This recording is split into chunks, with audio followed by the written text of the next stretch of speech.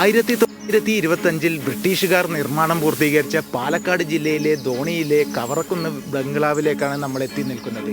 അവിടുത്തെ കാഴ്ചകൾ കണ്ടുവരാം.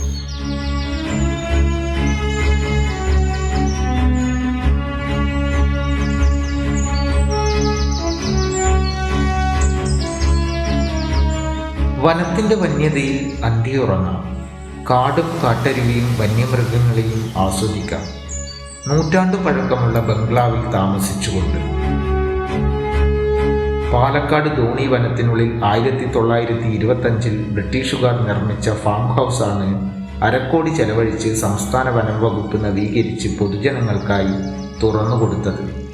തകർന്ന് തരിപ്പണമായ ബംഗ്ലാവ് ഇക്കോ ടൂറിസത്തിന്റെ ഭാഗമായാണ് നവീകരിച്ചത്. 2 മുറികൾ, ഭക്ഷണ ഹാൾ, സ്വീകരണ മുറി, അടുക്കള, ശുചിമുറി എന്നീ സൗകര്യങ്ങളും ഉണ്ട്. ബ്രിട്ടീഷ് ഇന്ത്യൻ പരമ്പരാഗത ശൈലിയിലുള്ള കെട്ടിടത്തിൽ തേക്കിൻതടിയിൽ ഒരുക്കിയ വാതിലുകളും ജനലുകളും ആകർഷണമാണ്.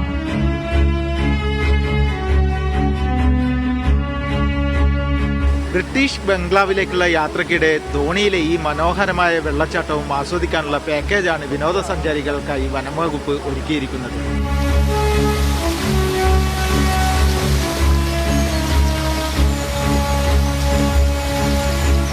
പരന്നൊഴുകുന്ന ധോണി വെള്ളച്ചാട്ടമാണ് പാക്കേജിലെ മറ്റൊരാകർഷണം. മാത്രമല്ല, ധോണി മുതൽ കവറക്കുന്ന് വരെയുള്ള ട്രക്കിംഗ്, പക്ഷി നിരീക്ഷണം, പാണ്ടൻകല്ല് ട്രക്കിംഗ് എന്നിവയും പാക്കേജിൽ ഉൾപ്പെടുന്നുണ്ട്. ഭക്ഷണം ഉൾപ്പെടെ ബംഗ്ലാവിൽ ഒരു ദിവസത്തെ താമസത്തിന് 2 പേർക്ക് 7000 രൂപ നൽകണം. കൂടുതൽ ആളുണ്ടെങ്കിൽ ഒരാൾക്ക് 2000 രൂപയും.